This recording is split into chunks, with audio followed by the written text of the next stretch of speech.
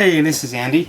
Today I'm going to take a look at some Splurrt toys, focusing on these three customs that Splurrt, Joe Merrill, has done. And also I'm going to bring in some other Splurrt toys from over the years, so I think that might be fun to take a look at those too. First thing I want to do is encourage everybody to take a look at the interview I did with Joe. It's going to be in the next issue of Clutter magazine, and that's due out in March, so it should be any day, any week now. In it, Joe talks a lot about his toys and his process and a lot of other interesting things, so I'd really encourage everybody to take a look at that when you have a chance. So let's take a look first, starting at this User toy here. And User is a toy I liked since I first saw a prototype test shot that Joe showed me in Koenji. We had lunch at a Bali restaurant a while ago, and he had this unpainted test shot. I thought it was fantastic and really looking forward to taking a look at it. And so this custom here by Joe, I think it's really nice, kind of a minimalist paint with silver eyes with red around it, kind of a off-center blue spray with silver, nice highlights on the fingertips and the toes, and sort of this menacing red up here, you know, a really nice way of evoking the character design. This is a really creative design, I think, and you know, I like the size of Splurrt toys, and this guy here is I think is one of my favorites that Joe has done. This User character here, what's nice here is this User also. The way that Joe sculpted the head, it fits onto the Cadaver Kid body, and so this is a mashup here. I'll put them side by side.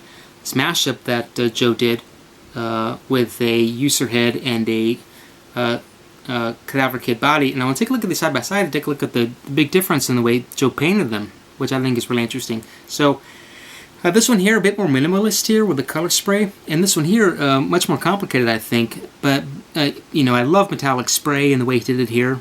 Metallic colors, I think, are really beautiful. But on top of that, also here, the way that Joe painted it, you know, more fine details on the lines, following some of the contours of the sculpt, and also, you know, some of the lines here, also parallel back here with some of the straight spray lines here. And so the contrast in the way these two toys were painted, I think, is really interesting, and also kind of goes to a little bit about Joe's philosophy with toys, which he gets into in the interview also, about how he's always trying different things and new techniques in terms of sculpting, in terms of the characters, in terms of sizes and things like that. And so to be able to sort of evoke different types of, I don't know, characteristics of a toy by painting it in different ways, you know, is really interesting also.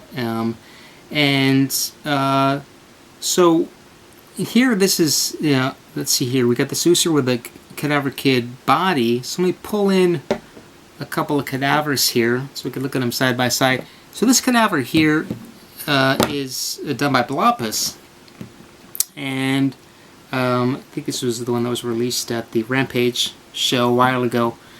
And it's really interesting talking about Blopus toys here, because, you know, in the interviews I've done and I've read, quite a lot of people mention Kaji-san about being an inspiration in terms of their own toy making, and being able to work with him oftentimes is sort of a highlight that people talk about.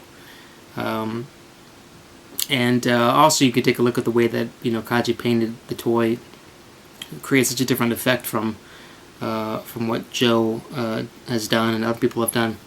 And even taking a look here at this unpainted Cadaver Kid, you know, which is such a fun little toy, and I think it really launched Joe's Softbee line. You know, I think a lot of people really like this figure and what he's done with the different mashups and the different paint apps and things. I think it's been really nice. And so let's take a look at another figure in that same size, the Diggler. And I want to take a look at this here, because here's a Diggler Softbee figure. And this is one of the original Diggler resin toys. And it's, really interesting to take a look at both of these here. I like the way that Joe's done a lot of work in resin. He's moved on to Softbay now mostly. But, I've got a lot of different resin toys and by different toy makers, Keshigoma toys also. And I think that, I just want to make a general point about that, is that I don't really think it matters what material a toy is made in as long as it's made well. I think, sometimes we kind of fetishize Softbay a little bit by trying to make it the gold standard and saying it has to be in that material, and if it is, it must be good. If it's something else, well, it's not quite the same. Well, I don't quite see it that way. I think that there's a lot of great things being made in clay and in resin and so many different materials. And so it's really about the quality of the design, which is the most important thing. Although, of course, when you make a toy in Softbay, you can make it in much greater quantities. I think that the amount of work that goes into making a single resin toy is obviously huge compared to making a single Softbay figure once the mold is done. But having said that, I think that a lot more work done in all the materials, fiberglass, Keshigoma, it doesn't matter what it is. I think it deserves a bit more attention, and that in general, I think that the more diversity out there that we have in toys, the better. And speaking of resin, I'll bring another one out in a second, but first I want to take a look at this this figure here, this Cadaver Twins. Is a really fun figure that Joe made. Really nice toy here, and I think it really grows on you over time. You look at it and you kind of think, he's got a little extra arm here, and then he's got a little extra leg here, and you take a look at the asymmetry after a while, and you look at it, and it's got the stitched middle here, the same way Cadaver Kid has. And a lot of these pieces kind of start to fit together the more you look at it, and it makes a really fun toy. And you just look at the guy, and I think just he's got the little character in itself. And this particular one here with this beautiful light blue vinyl with purple spray, and also you could see here, if you could pick that up, the purple on the inside of the arms and also the legs. Also there with the beautiful color balance with the eyes there and the light silver spray setting it off. But just this toy itself here with all these different movable parts here, and you can even this guy here, he's got he can sit down there, he can hang out, you could move him in a lot of different positions, and I think Splurrt toys in general, they're toys, is one of the things that really makes them stand out, and they've got so much going on for them on their own. But just take a look at this guy here. Despite the sort of asymmetry and all these extra appendages and whatnot, the balance is right there. And I mentioned another resin toy I wanted to bring out, and this is Haya. I remember when Joe gave me this toy a while back, he said, "Oh yeah, Haya, he's just a nice guy. He just wants to say hello." And I thought, no, yeah, it's really cool. This guy here, and I did a photo shoot of him, of Haya on Kaiju Corner a while ago.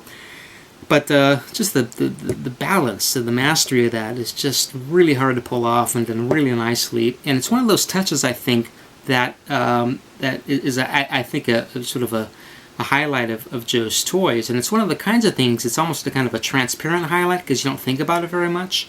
And that goes to a lot of things in terms of the way the joints are made, the way the figure put together, the way that the different parts are assembled. All these small things that make a toy really fantastic, but it doesn't really hit you over the head, the way that the sculpt does or the paint does.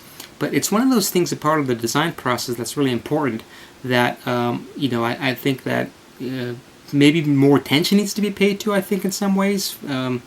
Things like balance, things like the way the joints are assembled, things the way that the figure is cut after it's sculpted. So you've got good rotation in the joints. All those types of things, I think, are sort of technical features, but I think really important in making a great toy.